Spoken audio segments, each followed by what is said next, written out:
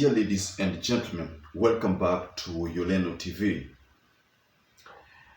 Now, Miguna has fired back to the Standard Group through its lawyer, Adrian Kamotho Jenga.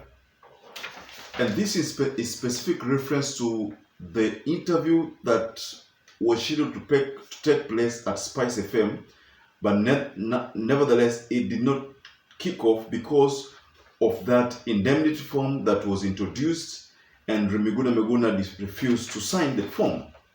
So Miguna has served the Standard Group a letter through his lawyer, Adrian Kamotho Jenga and Co-Advocates. That is a company that Miguna contracted to represent him for the case. So allow me to read this letter. There is a letter that is doing the rounds right now, and there's a notice that has been served to the Standard Group. And like I said, Miguna was scheduled to do an interview with the Spice FM, but something bizarre happened. A form was introduced, the indemnity form that Miguna was supposed to sign, but Miguna declined to sign it and walked out on that interview. So that interview did not take place with the Spice FM. So allow me to read this letter to you. Part of the letter says, "Your actions constitute a severe infringement of our clan's legal rights. You have absolutely disregarded our clan's constitutional rights and failed to live up to the stipulates of Section 6, Chapter 2 of the Media Councils Act 2013 and the peremptory requirement to ensure that the provisions of Article 33, Chapter 2 of the Constitutions are upheld. Had you paid regard to the law and exercised a modicum of caution, the grave reputational damage accruing to our clan would obviously have been averted. On account of your indiscretion and the egregious violations of rights emanating therefrom, our clan is subsequently entitled to an avalanche of constitutional and statutory reliefs. We hold you personally and absolutely liable for the unmitigated injury that you have visited upon our client. Take notice that our instructions are to demand, which we hereby do: A. Immediate pulling down of the false publications on your social media platforms in reference to Miguna Spice FM interview and its variants as enumerated herein. B. Immediate cessation of further defamation of our clan by Standard Group and its surrogates.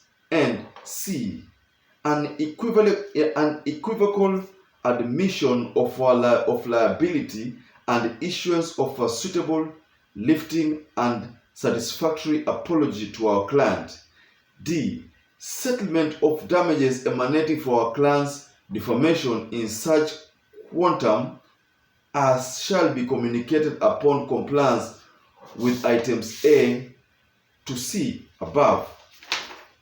Take further notice that you comply as aforesaid within the next 7 days from the date hereof. We are under firm and equivocal and strict instructions to take you, and at your own peril, as to costs and the legal consequences arising therefrom, or incidental thereto. Yours faithfully, Adrian Kamotho Jenga and Co-Advocates. That's a letter that has been drafted by Miguna through his lawyer Adrian Kamotho and Co-Advocates, and the letter is intended to be received by the Standard Group.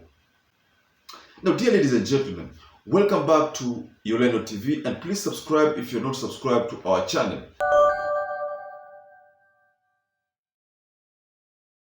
I started off by reminding you about that incident that happened on the day Miguna was scheduled to have an interview with the Spice FM.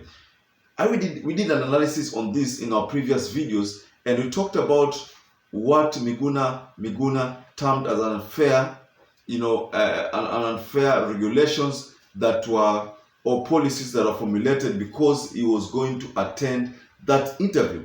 We even went further and said that Miguna was getting a media shutdown. So, ladies and gentlemen, Miguna has decided to fight back, and this is, from what I understand from that letter, Miguna is bound to demand for payments from what he perceives as, reputational damage. But Standard Group, I know Standard Group will counter this later. I don't think they will just bow down and say, okay, Miguna, forgive us, we will pay you, or forgive us ABCD. So I think what is going to happen is that the Standard Group is likely to also respond to the same through their own advocates, because according to them, they didn't make any mistake by introducing an indemnity form that Miguna was supposed to sign.